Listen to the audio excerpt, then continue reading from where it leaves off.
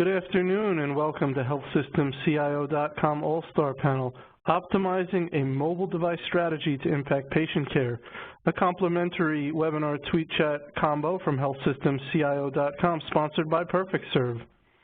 Just a little housekeeping before we get started. My name is Anthony Guerra. I'm the Editor-in-Chief of HealthsystemsCIO.com, and I will be your moderator today.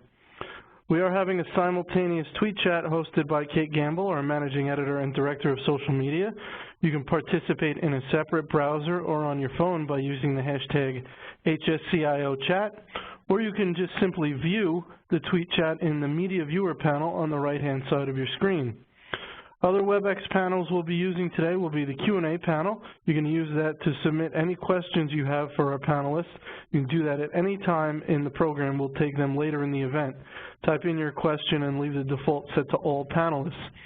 We're also going to put out a poll question today, and that panel will automatically open when we launch the poll. And you can download the deck using the URL on your screen. It's at the bottom of our slides, and it will also be sent out in the chat box. Just so you see how we're going to spend our time today, we're going to go 35 or so minutes with our main panel discussion featuring Dr. Kevin Grady, Chief Medical Officer of St. John Hospital and Medical Center, Ken Kleinberg, Senior Healthcare Technology Strategist, and Don Daly, Chief Technology Officer with PerfectServe. So without further delay, we're going to jump right into our panel discussion. Dr. Grady, can you give us an overview of St. John Hospital and Medical Center? St. John Hospital Medical Center is part of what we would call the St. John Providence system, which is a 7-hospital system in southeast Michigan. We are then in part of what's called the Michigan market of Ascension, which is about 20% of Ascension Health. And then Ascension Health, which I think many people know, is the largest nonprofit healthcare provider in the U.S., with about 155 hospitals. Okay, very good. Ken, you want to talk a little bit about what you're up to these days? Yeah, thanks, Anthony. Ken Kleinberg here, formerly with the advisory board company. I'm now working independently. My focus has been on mobility, patient engagement, remote patient monitoring, Internet of Things, really the convergence, intersection of those many topics.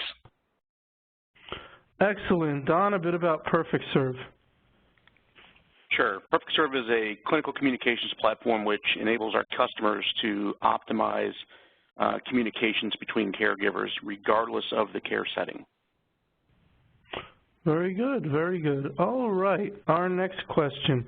We're going to stick with you, Don. What are some key considerations that IT should take into account when formulating a mobile strategy? First, know your user groups. So broadly, there's two groups within mobile. One is the BYOD group, typically the physicians. The other is a shared device group, which will be the caregivers inside the four walls of a facility. Once you know your groups, then you want to start thinking about the use cases. So if we think about those nurses, for instance, knowing the use cases for those users will help you determine what your device requirements are. So, for example, if you're going to use that device to run any EMR apps, you'll want to determine whether the EMR vendor certifies or supports certain devices. If so, you'll want to take that into consideration. If there's any use cases that require specific hardware, such as optical scanners or cameras, you'll want to factor that in as well. In many cases, we're seeing facilities replace legacy phones, wireless phones, and so another consideration is how you're going to provide the voice over IP capabilities on those smartphone devices. If you're sending alerts to existing devices, you'll want to take into consideration how you're going to handle that in the new world. And just remember, at the end of the day, these are more than just phones, so you want to justify the purchase by using them as more than phones. They can be transformative, and you want to maximize the value. So your first step, you said, is to divide yourself, sort of divide things into two user groups, to bring your own devices and the shared devices. That's kind of a step one? Yes. Okay, very good. Ken, any thoughts on these key considerations? I'd like to rephrase the question a bit to say that the mobile strategy really should be owned by the entire organization. I know in the past it's been mostly an IT function. So you elevate this now to the level of the Chief Operating Officer, the executives, even the board. Mobility, I think, has become now very mainstream and not an afterthought. So you want to incorporate it in the mobile in the overall strategic plan for the organization from the very beginning.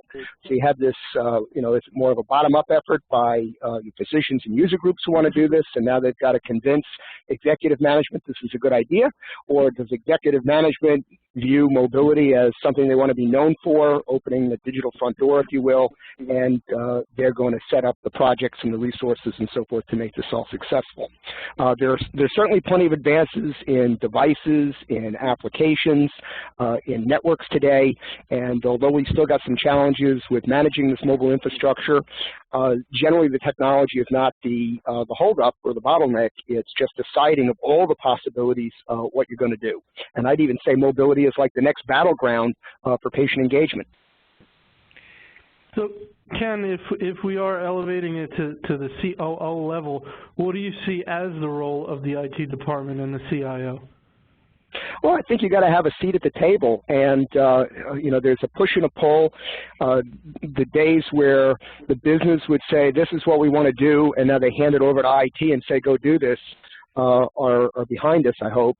And similarly, there are things that technologists feel that they can accomplish that may not be of particular value interest to clinicians and administrators. So you've got to meet together and you've got to discuss what's possible. The smartphone is, many people's view, a whole new wave of advancement in our technological society, basically giving access to almost everyone, and taking advantage of that in virtual care scenarios, telehealth, social media, and so forth is something that we've really only been able to accomplish in the last couple of years. Very good. Very good. All right. Don, let's go back to you. What do you see as the biggest challenges IT leaders face as mobile devices get more and more used by clinicians? I think if you look at this again in the two broad groups, the BYOD group as well as the in-house shared device group, there's different challenges. So in the BYOD world, one of the biggest challenges we've seen is developing an effective security policy for those BYOD users, typically physicians. We've seen cases where IT security has gotten overzealous and pushed draconian policies down on the physicians, who then rebel, and then they completely backtrack. So that's one big challenge we're seeing. If you look at the in-house devices where they're shared across staff users such as nurses, there's some obvious ones like device management. You've got a lot of devices out there that requires not only the asset management needs, but you also need to deploy a mobile device management system so you can effectively and efficiently deploy and manage the devices and the apps on those devices. There's always a human change management element that goes into any change. Things that seem simple or non-issues can bubble up. A real basic example would be if you're going from a Cisco phone that has a display that always shows the missed calls to an in-house phone or a smartphone, it may not show that missed call the same way. And so you've got to recognize these little changes, these little nuances, and prepare your user groups for them. Dr. Grady, I'd love to get you to weigh in on this question as someone who is a clinician, but also very involved in IT. Your thoughts on this question? Well, I think I've already heard it. We are in the era of mobile devices. It isn't going to go backwards. It needs to be there.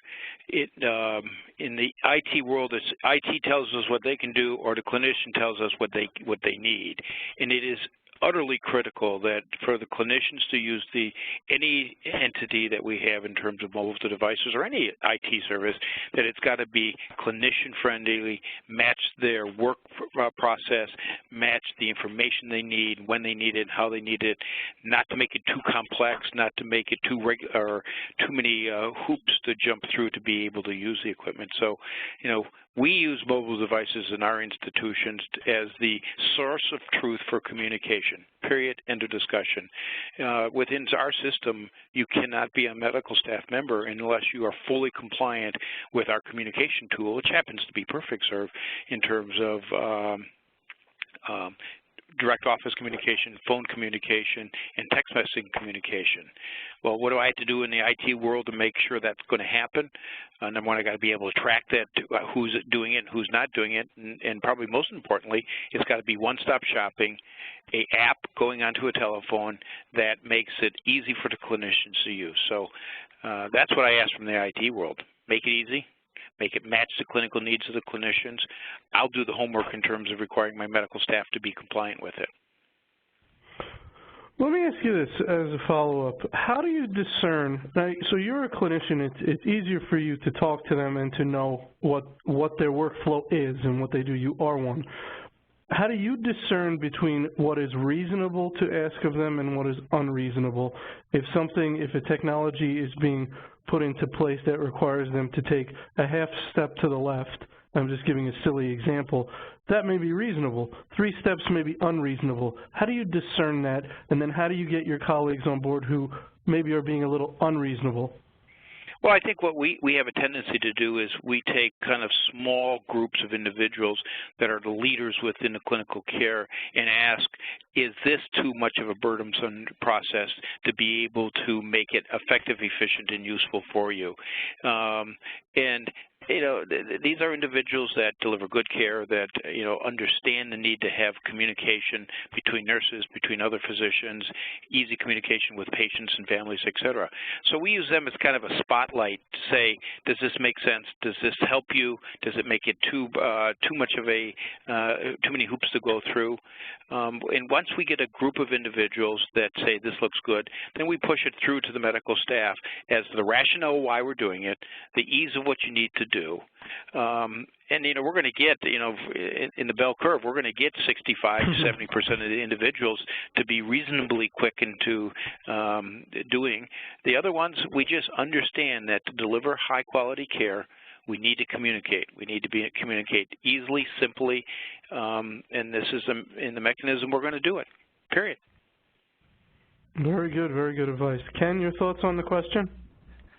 Well, I think the issue with mobility now is that really everybody wants it, and you run the risk of your users now demanding everything. I want to be able to access all my applications on these mobile devices. I want to run these from any of the devices that I own, my phone, my tablet, my computer, wherever I happen to be.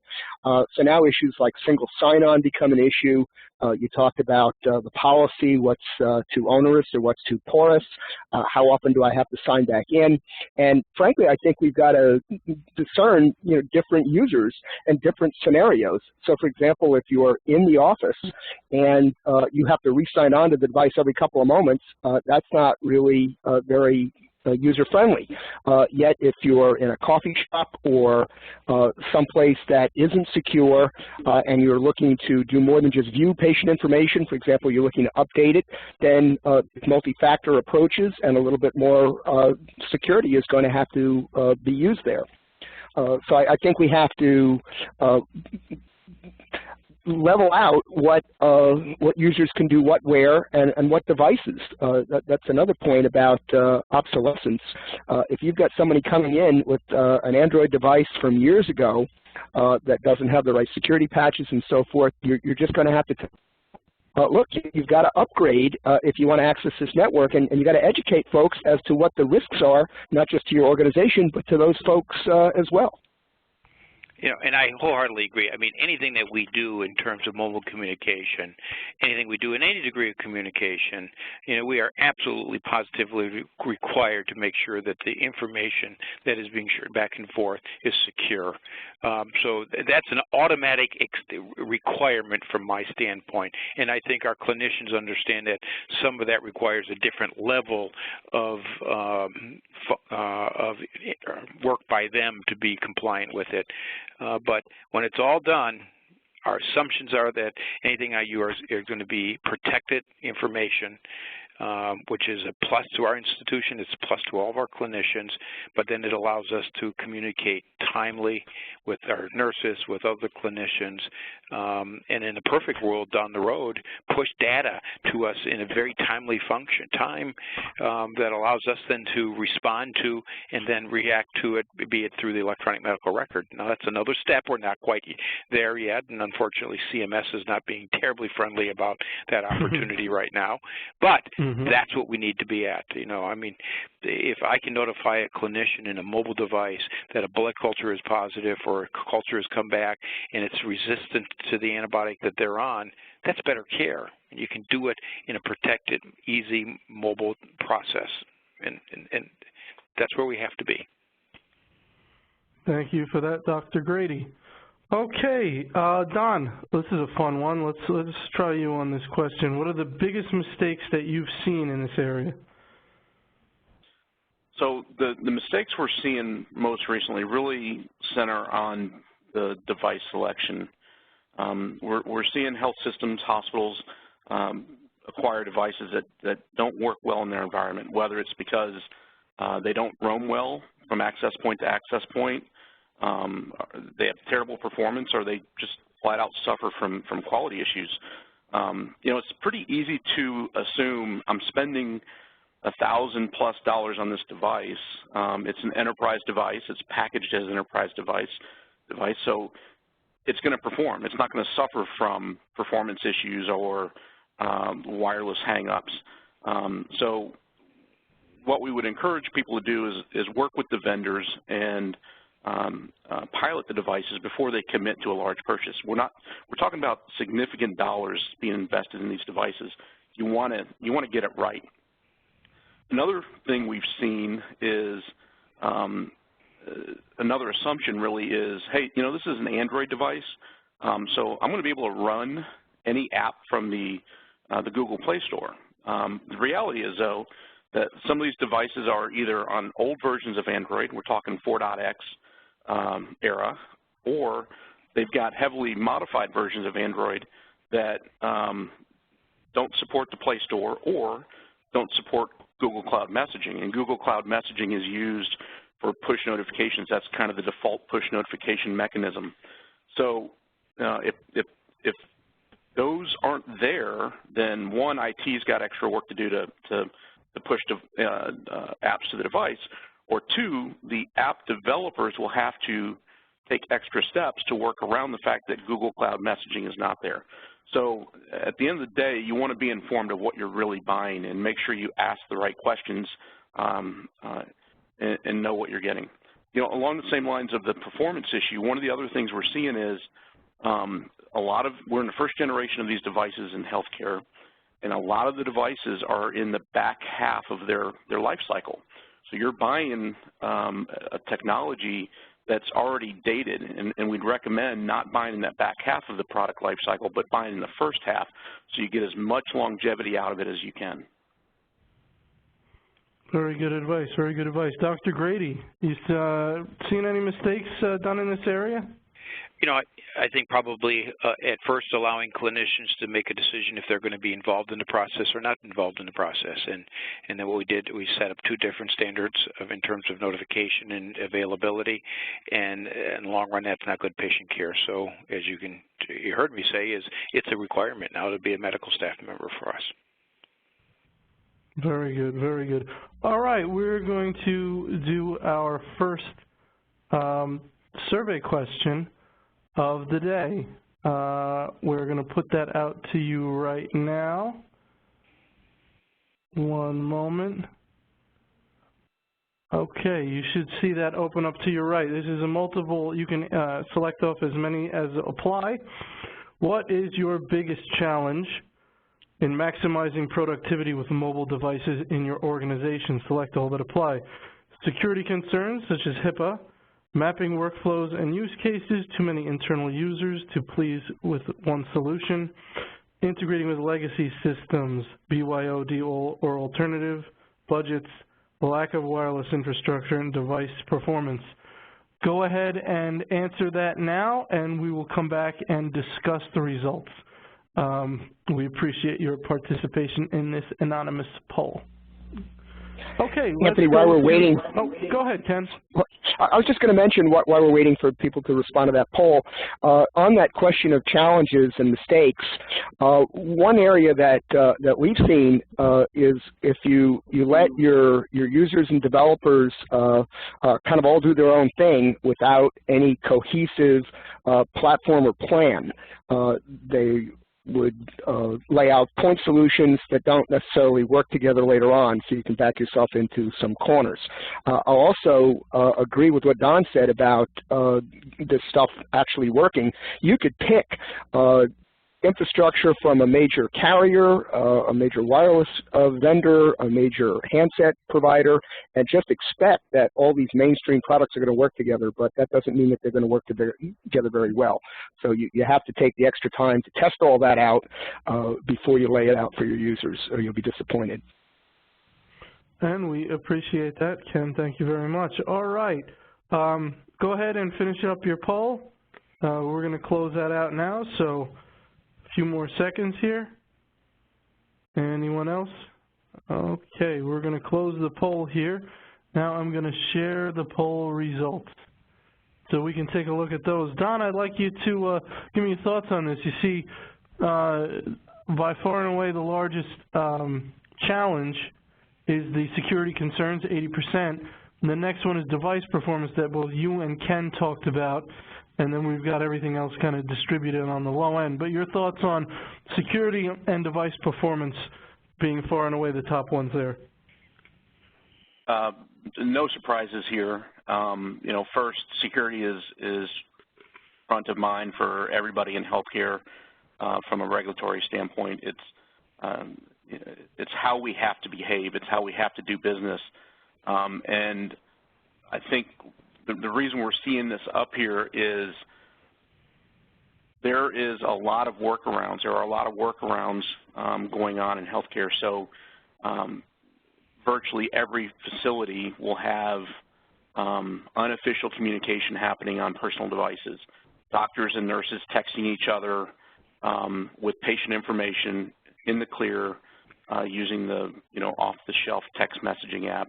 And I think that has a lot of organizations concerned, and they're trying to figure out how do they close those gaps and how do they close them in a way that is effective and not just I'm checking the box, yes, we have a solution, but nobody uses it. They need to have a real-world solution that addresses the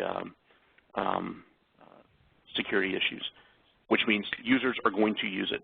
And then device performance, that's in line with what we're seeing in the market. People are challenged right now with the devices that they've chosen.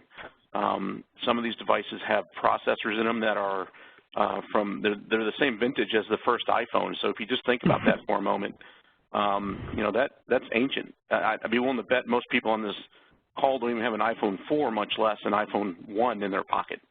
And so picking a device that has an old processor like that is not going to get you very far.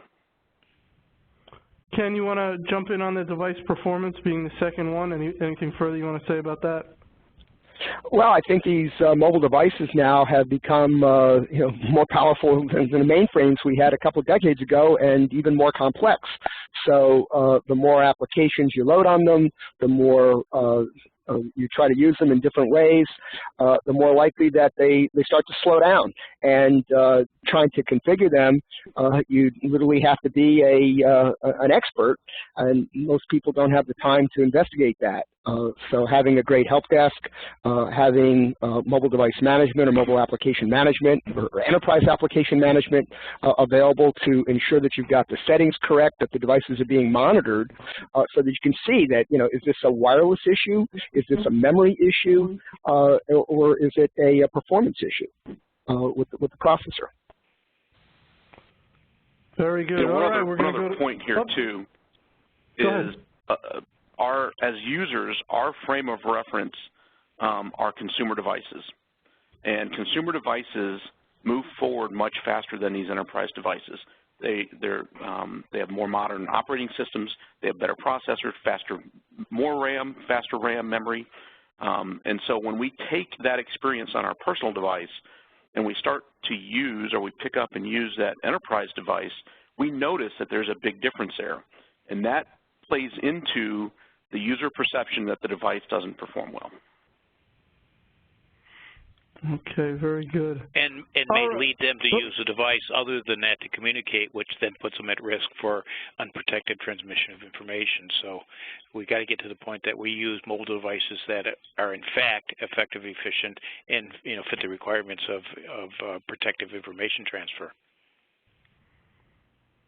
All right, very good. And let's stick with you, Dr. Grady, on the next question. How does policy and staff training fit into deploying a mobile strategy?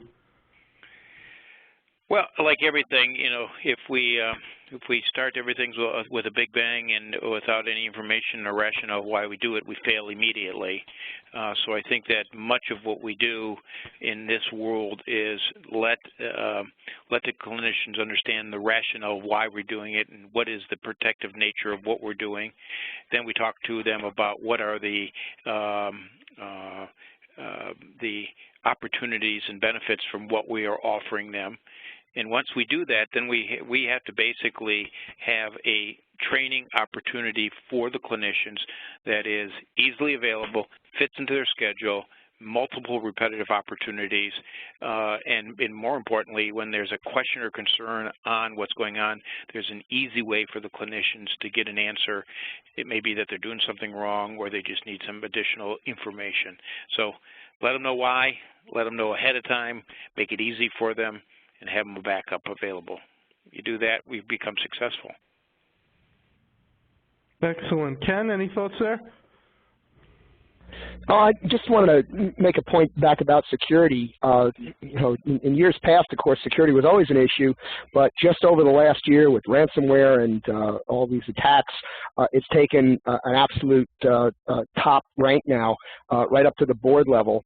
And this has frankly put the brakes on a lot of other initiatives as we funnel funds, resources towards dealing with these security challenges. I think we're going to get through it, but in the meantime, we've got to educate folks about the risks here, which are have to be jointly shared, and the value in actually using the technology that's available to protect these systems. So there's just been a much greater focus on that now, and I think we can't take that a back seat. We can't be lax about that anymore. That is certainly good advice. Dr. Grady, in your experience, what strategies have you found to be most successful in collaborating with the clinical team to roll out new technology?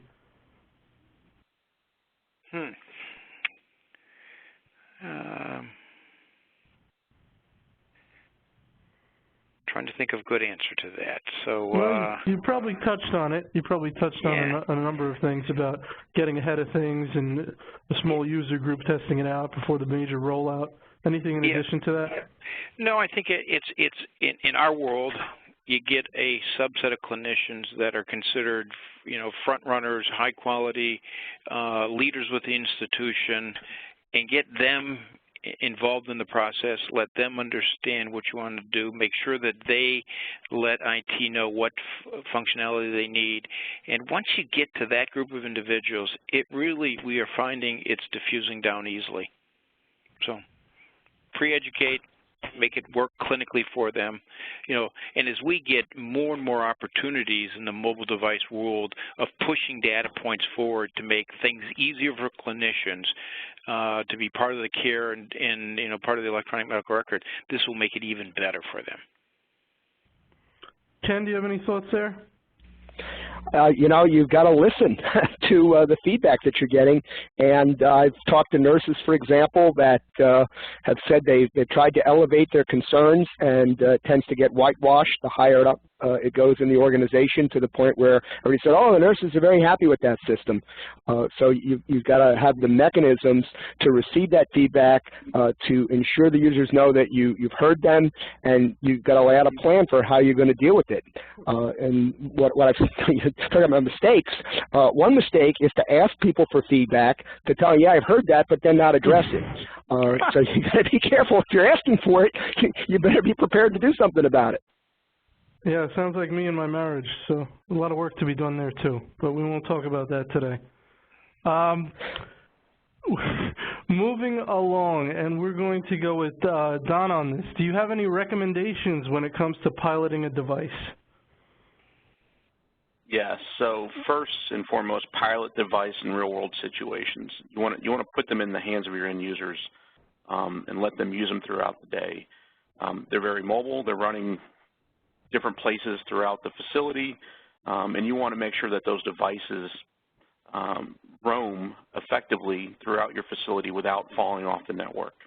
I know that sounds like an obvious statement, but you'd be surprised at how many times people are surprised by that. So putting some apps on it and testing it at somebody's desk, or putting it in a conference room and having nurses come in and play with it in that sterile environment of the conference room is not it's not a valid pilot. And so you really want to have the users interact with these devices throughout their day. And the oddities will start to emerge, that some of which may be showstoppers. I would also say, don't just think about the end user experience. IT, be selfish and think about and evaluate the ability to manage these devices. You're going to be putting hundreds of these devices out in your facility, thousands if you're across multiple facilities, and you want to make sure that you're not taking on an IT burden. So you want to make sure that the devices are just as good for the end user as they are for you. Yeah, I agree with Don. I mean, they're mobile devices for a reason. We're mobile. And in the institutions, as being over a 700-bed hospital in one of our hospitals, it's a huge area. Clinicians, nursing may be in one location, but if they're on a big floor and there's issues of drop-off, it's not helpful. The clinicians are in multiple places, and having the ability to be always available without having to re-sign on or doing anything other than being mobile is critical for that device to be accepted as being something worthwhile. Yeah, Ken here, if I could just add a couple more points. I think you need to take a structured approach to piloting, and you have to put some time frame on it, so it's not just a loosey-goosey thing. And also having a range of users. Using interns, for example, is a great approach. They pretty much have to do what you tell them, and they tend to be more computer literate and willing to give you the kind of feedback that you can act on. Very good, very good. All right, Dr. Grady, what are some human or cultural challenges that should be considered with respect to mobility? Well, I think it's just mentioned youth and maturity. It's a simple process to take my 250 residents that I have into my institution and make them mobile device gurus immediately. And then I have individuals that had about 2 more years of practice left in mobile devices. They still do have the Apple One phone. So I think you got to understand the customers that you're talking with. New crew of nurses trained recently. This will be easy conversation. Somebody's been in there for 35 years. Sometimes this is just it takes more teaching and more conversation as to how is it going to make their life easier. So that's probably anything that we want to do new in our institution that is electronic, anything, we send it to the residents. They're like Mikey; they'll eat anything. That is critical for us. to be successful. Now, hospital environments are different now. Hospital environments have a lot of hospitalists and surgicalists and OBists and EDists, and they live in a world that is a hospital, and they're probably a little bit better environment, or they're a little better group of individuals to get this stuff forward. But you're still going to have groups of individuals in your hospital that are at different ranges of their career, and their willingness to go from the write it down on a piece of paper and yell across the hall to do it electronically and have a one-to-one conversation with anybody at any time, it's different. We just got to let them buy into it and work with them. Very good. Ken? Well, people don't want to embarrass themselves in front of others. You got to give them a way to save face. You got to train them, give them the tools so that they can succeed. I remember many decades ago, someone said, I don't think I could ever use that spreadsheet stuff. You remember Lotus 1, 2, 3? It's like, well, you just type 1, 2, 3 and hit the enter. Well, really, that's all there is to it? So the idea of putting in a Genius Bar, for example, where people can come and have a discussion with someone who respect them as a professional and show them what they need to know, I think that's pretty important. And now, I don't think I'm going to get myself in any hot water with this remark. I think I'm on solid ground to say that when it came to the form factors of these devices, women figured out form factors years ago with pocketbooks. They have one for every occasion. So expecting everybody to use the same size device when you've got large people, small people, people who are very good with typing, people who aren't, I think you got to give them a choice, and your applications and your infrastructure should be as seamless as possible across all those different form factors to accommodate different needs and interests. I don't think you got yourself in trouble, Ken, but we'll have to see. We'll have to wait for the feedback on Twitter. Don, your thoughts on these types of challenges? Sure. A couple areas that I've seen some of the cultural stigmas. One is, again, around the physicians and being too aggressive with a mobile device or mobile application management approach. Putting draconian policies, pushing it down onto their personal device.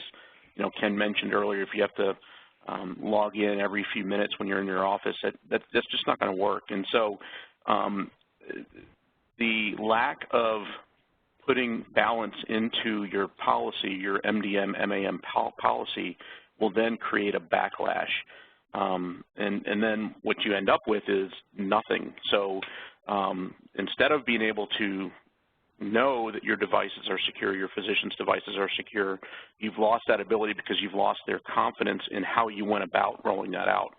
And so what ends up happening is it becomes, rather than a technical control in place, you now have training as your control. And we all know that training is only as good as the user who, at the end of the day, has to put that training into use. Switching from the physicians over to the nursing front, one cultural thing we hear a lot from nursing leadership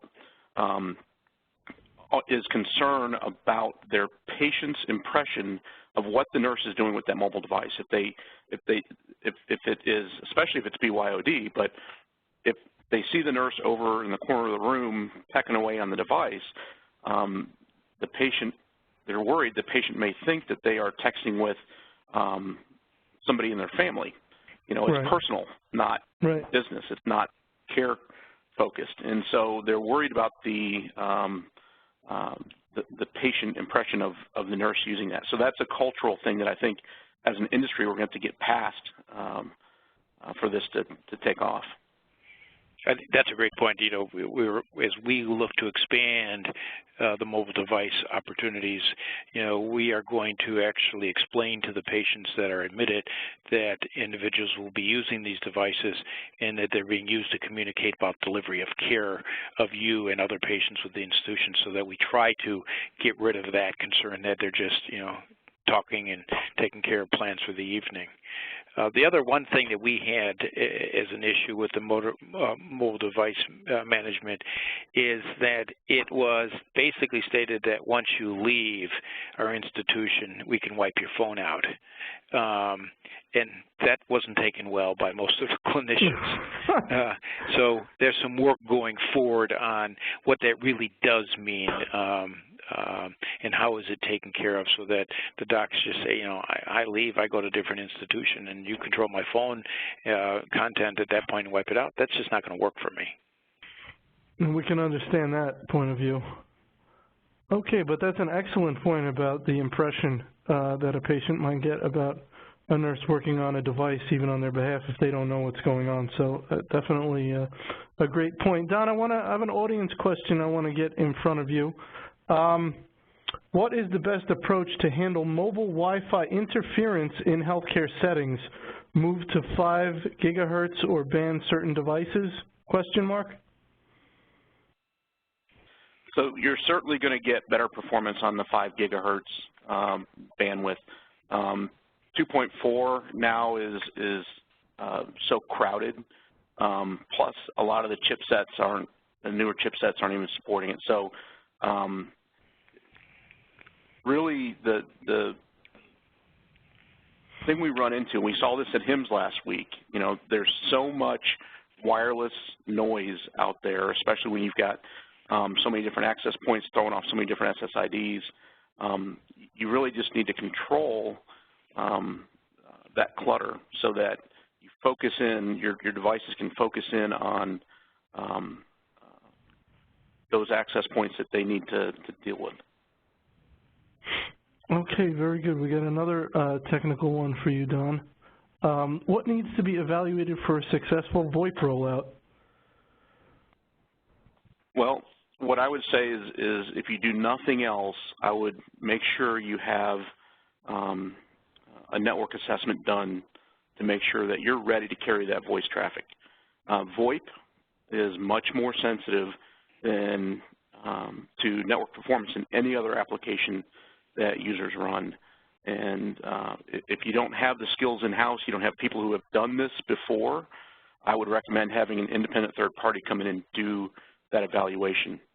You don't want people in your network team, no matter how smart they are, for this to be the first network assessment they do. You deploy a lot of devices, you start to have voice quality issues, whether it's echo, delay, you name it, you don't get a second chance to win those users back, so you want to get it right the first time. At the end of the day, there's user annoyance, but if you've got a conversation going between 2 physicians, for instance, and it's about a patient, you have a patient safety issue there. If they can't effectively communicate with each other over that voice over IP infrastructure. So make sure you invest the time and money into that assessment. You want to remediate those issues on the front end. And then second is, when you're looking at devices, pay attention to whether that device does or does not include its own soft phone client. So some devices do and some don't, which means you're going to have to bring to the device an app, whether it's something like Cisco Jabber or something else, that will provide the phone experience, if you will, for that device. That is some very good technical advice, so I'm sure our audience appreciates that. Ken, let me start out with you. We have a couple more questions, and we're going to let everyone get going. Are you seeing a BYOD strategy that is actually working? Well, I think the answer to that is yes, but they generally are limited. So it's just one group of users, often on one type of device. There are many organizations, for example, that have said we're only going to support the Apple iOS or iPhones. Some of the EHR vendors, for example, have only, or many of them have only focused on iOS. So if you limit the challenge of the problem, then you have a much better chance of succeeding than if you try to accommodate everyone. Very good. Don? So I would say on the physician side, yes, it's pretty much entirely a BYOD world. There are some carve-outs to that, obviously, but we are seeing almost exclusively BYOD in that space. Think about the nurses for a moment. You know, our customers have shied away from BYOD for a number of reasons, one of which we've already mentioned, you know, the patient perception that the nurse is doing something personal on the device. But there's other issues, such as reimbursement. So if they go over on their data usage, and I know they're going to be using Wi-Fi, but at some point the Wi-Fi is not available, they start to consume their own cellular data, are you going to reimburse them for that overage? What if they drop the device or and it breaks, shatters the screen, or they drop it in the toilet, for instance, while they're working and they're using it for work purposes? Are you going to reimburse them for the device? And then there's, you know, the ubiquitous security and privacy issue. You know, the concern that the patient data would be too hard to manage on those personal devices. So we've not seen BYOD take off in the nursing segment. Okay. At our hospital. Go ahead, Dr. Grady. You know, the physicians basically have BYOD, and the nursing, you know, it doesn't and probably won't have anything other than something that we provide as an enterprise-type device. Same reasons as discussed. Very good. All right, it's time for final thoughts, advice, or lessons learned. Dr. Grady, anything you want to leave our audience with today? We live in a world of mobile. You better be good at it. I like that. I like that. Very good. Ken? I'd say that of all the technology you're going to deploy, mobility will be one that your users should see as a high point. They're really going to like it. They may not like having to type and enter all kinds of information in EHRs and so forth. So you give them a device where they can access information, communicate with each other effectively. That should be something that they really love. And of course, when you give people those kind of tools and you adapt it to their culture, you know, high speed, collaborative, and so forth, you're going to save lives with this. You're going to be having some highly visible successes. So, Dr. Grady, you want to get this right. Excellent. Don, I'll give you the last word. Sure, thank you. So, again, you want to get it right. These are big purchases. They're not cheap devices. You want to make sure you're an informed buyer. You want to go through a thoughtful, rigorous and structured process, and do not make any assumptions. Don't assume that it's a $1,000 device or a $1,500 device, therefore it's going to perform. You want to vet each of your assumptions and make sure that the device or devices you choose meet your needs and are going to be a wise investment. All right, very good. That's about all we had time for today. When you close out your WebEx window, you're going to be taken to a post-event survey. If you could answer that, we'd appreciate it. For those of you who have continuing education interest in today's event, attending our webinars gets you 1 CEU towards the CHIME CHCIO program, so let CHIME know you were here, and if you've asked us to do so, we will. If you need a certificate of attendance for another CEU program, you can use the final slide in this deck. You'll receive an email when our archive recording has been posted to our YouTube channel. If you'd like us to produce a webinar on the topic of your choice, you can contact Nancy Wilcox, and you can go to our website to view our upcoming schedule of events. So I want to make sure I thank our panel, Dr. Kevin Grady, Ken Kleinberg, and Don Daly. I want to thank our sponsor, PerfectServe, very much for making this event possible, and I want to thank you, our audience, for joining. So with that, everybody have a wonderful day. Thank you.